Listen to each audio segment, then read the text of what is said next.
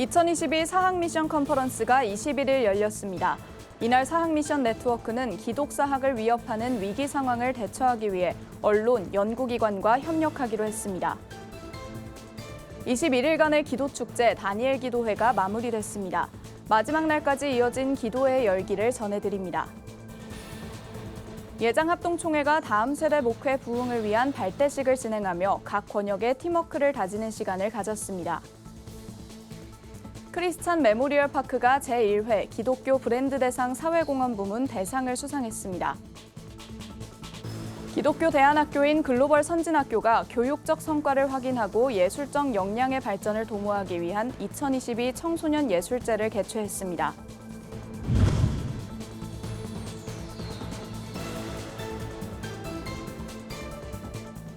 시청자 여러분 안녕하십니까? 구티비 뉴스입니다.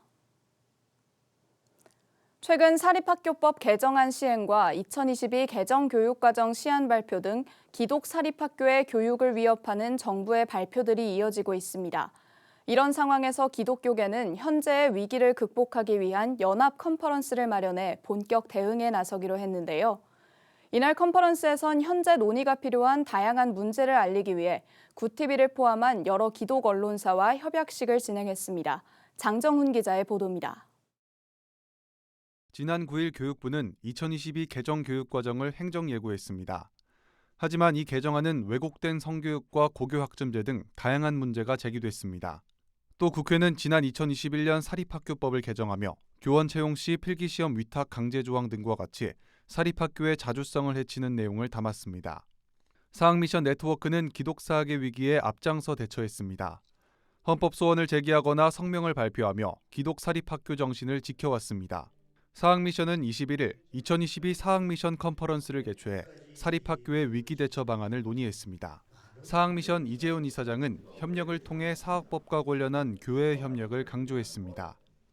특히 함께 모인 이들이 더 하나로 뭉쳐 다음 세대 교육에 앞장서길 바란다고 전했습니다. 그래서 이 자리에 모인 여러분들은 어느 학교냐가 아니라 우리 모두의 학교예요. 또 함께 모인 여러분들의 학교의 문제를 나의 문제로 여기고 우리가 함께 공동체를 이루어서 대한민국의 미래 교육이 정말 세상에서 가장 하나님 나라를 증거하는 사학미션은 교계와 학교의 연합과 더불어 기독 언론을 포함해 연구기관과도 협력을 약속했습니다. 구티비를 비롯한 7개 언론사와 2개의 연구기관은 이날 업무 협약을 맺고 기독사학의 위기를 적극적으로 알리기로 했습니다. 또한 기독교육과 관련한 콘텐츠를 개발하고 보급하는 일에 협력을 다짐했습니다. 컨퍼런스에선 교육 현장의 전환, 기독사학이 가야 할 길이란 주제로 강연이 이어졌습니다. 김경훈 구글 코리아 대표는 영상 강연을 통해 최근에는 위기 앞에 빠르게 회복하는 능력이 강조되고 있다며 기독사학이 변화하는 교육 환경에 적응해야 한다고 말했습니다. 이에 백석대학교 장동민 교수는 교육 변화와 같은 외적인 문제도 중요하지만 내부를 점검하자고 강조했습니다. 그러면서 교사들이 먼저 기독교 정신을 갖고 강요가 아닌 본보기가 되어야 한다고 덧붙였습니다. 이것이 나의 삶을 형성하고 있는 거죠. 그리고 선생님들이 그 삶의 태도를 보여주는 거예요. 기독교적인 세계를 가르쳐주고 형성시켜주고 내 세계 속으로 그들을 끌어오게 되고 이것이 진짜 교육이 아니겠습니까? 22일까지 1박 2일로 진행된 이번 컨퍼런스에는 교회 연합기관장과 교단 단체장들이 함께하며 사립학교의 위기에 공감했습니다. 류영모 한교총 대표회장은 격려사를 통해 그동안 우리의 활동으로 성과를 이뤄왔다며 이번 협력으로 함께 더 나아가길 바란다고 전했습니다. 구티비 뉴스 장정훈입니다. 한국교회와 함께하는 열방을 향한 21일간의 기도축제 2022 다니엘 기도회가 21일 막을 내렸습니다. 은혜로운 메시지와 뜨거운 기도로 이어온 이번 기도회를 마무리하며 성도들은 기도회를 통해 체험한 하나님을 간증했습니다. 권현석 기자가 보도합니다. 신나는 율동과 함께 화려한 하모니가 무대를 가득 채웁니다. 찬양그룹 헤리티지 매스콰이어가 펼치는 뜨거운 찬양 무대에 성도들은 박수갈채로 화답합니다. 열기가 전해진 이곳은 열방과 함께하는 21일간의 기도축제 2022 다니엘 기도회가 진행된 서울 오륜교회입니다. 지난 21일 기도회 마지막 날은 참가자들이 직접 무대에서 간증을 전하는 간증의 밤으로 마련됐습니다. 현장에 참여한 성도들부터 각 교회와 가정에서 기도회를 참여한 이들까지 성도들은 이번 기도회를 통해 열정과 회복을 경험하게 하신 하나님의 은혜를 고백했습니다. 그리고 다니엘 기도회 11차, 드디어 저는 서울의료원에 합격했다는 소식을 듣게 되었습니다. 저는 합격의 기쁨보다 하나님께서 저를 정말 많이 사랑하고 계시고 동행하고 계셨다는 것에 더 큰 기쁨을 누리게 되었습니다. 자녀들과 함께 예배드리며 가정이 하나 되는 은혜를 경험했고, 사랑하는 우리 하늘샘 성도들과 함께 예배드리며 교회가 하나 되고 행복해지는 은혜를 경험했습니다. 지난 1일부터 진행된 다니엘 기도회는 다양한 강의와 유명 찬양팀들의 공연으로 뜨거운 기도회의 열기를 이어왔습니다. 한편 기도회가 시작되기 직전 일어난 이태원 참사로 인해 김은호 목사는 희생자들과 유가족들을 위한 기도를 인도하기도 했습니다. 성경은 말합니다. 우는 자와 함께 울라고. 그래서 오늘 우리는 다니엘 기도회를 시작하는 첫날에 유족들을 위로하고 우리의 다음 세대를 위하여 잠깐 기도하고 말씀을 나누도록 하겠습니다. 현장과 온라인 방송 등을 통해 총 15,000여 교회, 약 40만 성도가 참여했던 2022 다니엘 기도회. 같은 기간에는 유치부와 초등학교 어린이들을 대상으로 한 어린이 다니엘 기도회도 진행하며 다음 세대 부흥을 위한 시간도 마련했습니다. 갈수록 개교회주의가 만연해져가는 이때 교파를 초월해 25년간 이어진 다니엘 기도회는 한국 교회의 연합의 가치를 전해주고 있습니다. 구티비 뉴스 권현석입니다. 대한예수교장로회 합동총회가 다음 세대 목회 부흥을 위한 총회 다음 세대 목회 부흥운동 발대식을 진행했습니다. 이번 행사는 각 권역별 팀워크를 강화하고 다음 세대 부흥을 위한 전략을 모색하는 자리가 됐는데요. 현장을 김효미 기자가 취재했습니다. 대한예수교장로회 합동총회가 21일 총회 다음 세대 목회 부흥운동 발대식 및 위촉식을 진행했습니다. 전국 9개 권역 70여 명의 권역 임원들이 참여한 이번 행사는 운동본부가 구심점이 되어 각 권역이 더욱 응집된 힘과 결속을 도모할 수 있도록 하기 위해 열렸습니다. 또 포스트 코로나로 인한 다음 세대 활성화 방향에 대해 구체적인 목표를 세우고 권역의 모든 임원들과 산하 교회들이 힘써서 그동안 침체돼 있던 주일학교 사역을 회복시키기 위한 전략을 모색했습니다. 예배에서 설교한 권순웅 총회장은 저출산으로 인한 학령 인구가 감소하고 이에 따른 주일학교 쇠퇴 등이 다음 세대 목회 부흥으로 가기 위한 큰 장애가 되고 있다고 지적했습니다. 하박국 3장 2절에 보면 그 위기가 있을 때에 선지자는 하나님 앞에 기도하고 부르짖었습니다. 우리가 외치고 지혜를 모으고 그리고 운동하며 이 위기를 부흥의 기회로 삼아야 됩니다. 국가의 동력은 인구입니다. 그 인구의 동력을 확보해서 그들은 하나님의 나라를 이루고 샬롬 부흥운동 본부장 김진아 목사는 이스라엘 민족이 멸망하지 않았던 이유는 후대에 대한 교육 덕분이었다며 이번 발대식을 발판으로 다음 세대를 위한 교육들이 되살아나기를 바란다고 말했습니다. 기후환경위기대응위원장 배만성 목사는 하나님에게 붙들리고 쓰임받는 사람으로 세워지게 되는 것은 영광이라며 다음 세대를 위해 노력하는 일원이 되자고 말했습니다. 개회 예배 후 비전 설명회에서는 이성화 목사가 결의문을 낭독하며 한국교회 회복과 부흥에 이바지할 것을 선언했습니다. 권 총회장은 이번 발대식을 발판으로 다음 세대가 교회 안에서 바로 세워지기 위한 노력의 필요성을 강조했습니다. 저출산을 극복하고 자녀 다산 가정의 행복이 무엇인가를 우리가 전 세상에 알리고 또 교회 중심으로 이것을 이루어 나갈 때에 오히려 이것이 복음 전파의 기회도 될 수 있고 다음 세대를 세울 수 있는 기회라고 생각됩니다. 그래서 다음 세대 목회운동본부는 이러한 부분에 있어서 신학적 입장이나 또 정신을 바로 세우고 그 다음에 지혜의 돌봄 사역으로 전략적 입장을 강구하고 발대식에서는 총회 다음 세대 목회 부흥운동본부의 지역별 본부장 및 권역위원장들에게 깃발과 위촉장을 수여하며 다음 세대 목회 부흥을 위해 헌신해 줄 것을 당부했습니다. 구티비 뉴스 김현미입니다. 기독교 추모공원 크리스찬 메모리얼 파크가 국민일보가 주최하는 제1회 기독교 브랜드 대상에서 사회공헌 부문 대상을 수상했습니다. 22일 열린 시상식에서 주최 측은 크리스찬 메모리얼 파크가 사명에 충실하고 이웃을 향한 수고를 아끼지 않았다고 선정 이유를 밝혔습니다. 크리스찬 메모리얼 파크는 영리 추구보다 사회 공헌과 선교를 앞세워 추모공원으로서는 유일하게 사회공헌 부문 대상 수상자로 선정됐습니다. 이번 수상을 계기로 한국 기독교에 더 큰 부흥과 선교에 기여하는 기업 사회적 책임을 다하는 기업이 될 수 있도록 재단의 모든 임직원이 힘을 합쳐서 최선을 다할 것입니다. 올해 처음 열린 시상식에선 교육과 리딩, 문화, 사회공헌 부문에서 25개 기관이 수상의 영예를 안았습니다.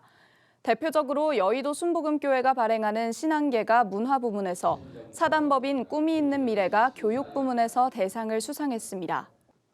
글로벌 선진학교가 18일 충북 음성문화예술회관 대공연장에서 2022 청소년 예술제를 개최했습니다. 글로벌 선진학교는 학생들의 생활 전 영역에서 하나님의 뜻과 진리에 근거해 교육을 실천하는 명문 기독교 대안학교로 해마다 학생들이 문화적 감성과 예술적 재능을 발휘하고 자기 개발의 기회로 삼을 수 있도록 청소년 예술제를 열고 있습니다. 올해 예술제에서는 학생들의 오케스트라 연주, 합창, 태권도 시범, 밴드 공연 등을 선보였습니다.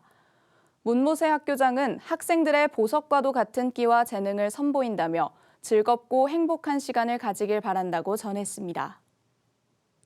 글로벌 선교방송단 박신호 선교기자가 보내온 소식입니다. 창립 30주년을 맞은 보험기관 선교연합회가 21일 서울 종로에서 2022 추수감사절 연합예배를 개최했습니다. 이 자리에서 한국기독교직장선교연합회 진승호 대표회장은 보험기관 선교연합회원들이 하나님이 귀히 쓰는 직장선교사로 성장하고 제자 양육에 힘써주기를 바란다고 말했습니다. 이어 보선연사나 회원 선교회별로 찬양 발표의 시간을 가졌으며 창립 30주년을 기념해 공로패, 직장선교 모범상패, 감사장 등을 수여했습니다.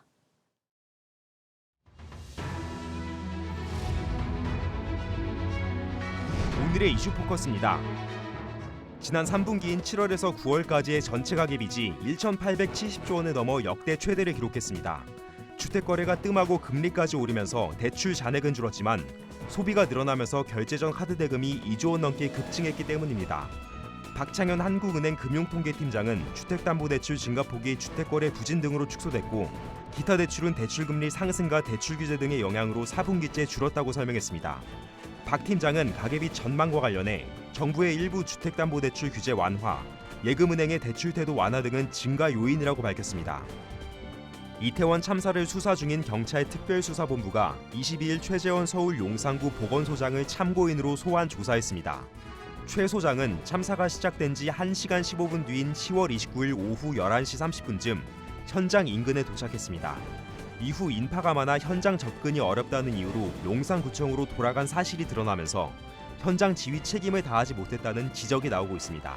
특수본은 서울경찰청과 용산경찰서, 용산구청, 용산보건소 소속 직원 등에 대한 참고인 조사도 이어갈 예정입니다. 학교 비정규직 노동자들이 오는 25일 5만 명 이상이 참여하는 총파업을 할 예정입니다.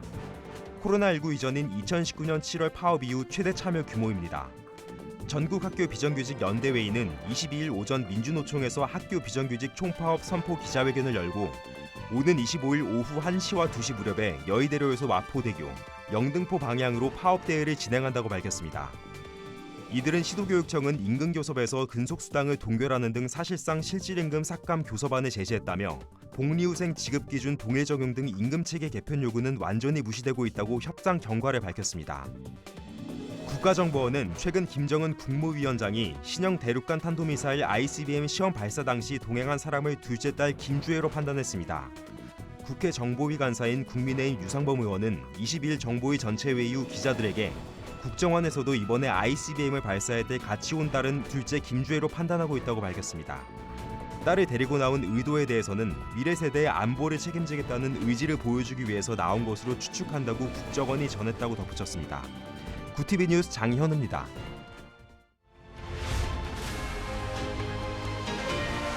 구티비 월드와이드입니다. 인도네시아 서자바주에서 현지 시간 21일 규모 5.6의 지진이 발생해 건물 등이 무너지면서 160명이 넘는 사망자가 나온 것으로 전해졌습니다. 인도네시아 기상기후지질청은 이날 오후 1시 20분쯤 서자바주 치안주르에서 규모 5.6의 지진이 발생했다고 밝혔습니다. 진원 깊이는 10km였으며 지진 발생 후 2시간 내 25건의 여진이 기록됐다고 덧붙였습니다. 인도네시아 국가재난방지청은 이번 지진으로 62명이 사망했으며 수백 명이 다쳤다고 발표했습니다. 또 아직 25명이 무너진 건물 아래 매몰돼 있어 수색 작업이 계속되고 있다며 부상자도 많은 상태라 사망자 수는 계속 늘어날 것으로 보인다고 전했습니다. 람 이메니얼 주일 미국 대사가 중국이 북한 도발 제재에 대해 제 역할을 하지 않는다고 비판한 가운데 북대서양 조약기구 나토는 북한의 잇따른 미사일 발사를 규탄하며 중단할 것을 촉구했습니다. 지난 22일 이메뉴얼 대사는 도쿄 일본 외국 특파원협회에서 열린 기자회견에서 북한의 잇따른 탄도미사일 발사에 대해 중국은 북한을 정치적 경제적으로 후원하고 있지만 도발 제한에 충분한 역할을 하지 않고 있다고 비판했습니다. 한편 오하나 룬게스코 나토 대변인은 22일 미국의 소리 방송에서 나토는 북한의 최근 미사일 시험 발사들을 강력 규탄한다고 밝혔습니다.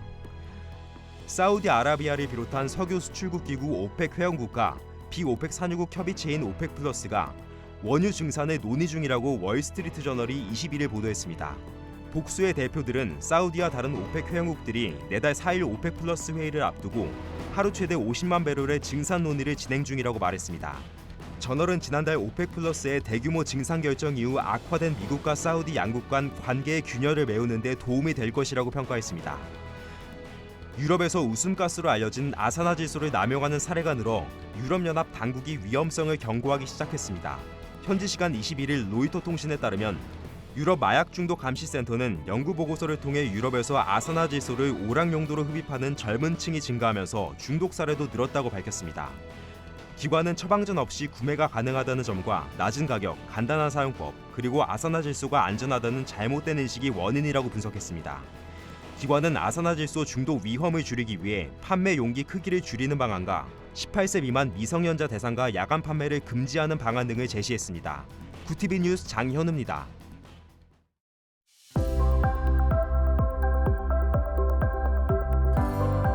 내일은 전국이 대체로 흐리겠습니다. 전날부터 내린 비는 오전에 대부분 그치겠는데요. 강원 영동과 경북 동해안 등 일부 지역에는 밤까지 비가 내리는 곳도 있겠습니다. 최저 기온은 6에서 13도, 최고 기온은 13에서 20도로 오늘과 비슷하겠습니다. 미세먼지 농도는 좋음에서 보통 수준을 보이겠습니다. 이어서 전국 날씨입니다. 내일 한낮 최고 기온은 서울 16도, 강릉과 대전 15도가 예상됩니다. 남부지방은 광주 16도, 대구 17도, 부산은 19도를 보이겠습니다. 날씨였습니다. 이태원 참사 유가족들이 22일 처음으로 기자회견을 열고 무거운 입을 뗐습니다. 유족들은 사망 원인도, 사망 시각도 모르고 어떻게 자녀들을 보낼 수 있냐며 철저한 재발 방지 대책과 책임자 처벌을 정부에 요구했습니다. 20일이 넘게 지난 지금도 여전히 고통 속에 살고 있는 이들을 위해 정부는 진정한 사과를 먼저 해주길 바랍니다. 이상으로 뉴스를 마칩니다. 함께해 주신 여러분 고맙습니다.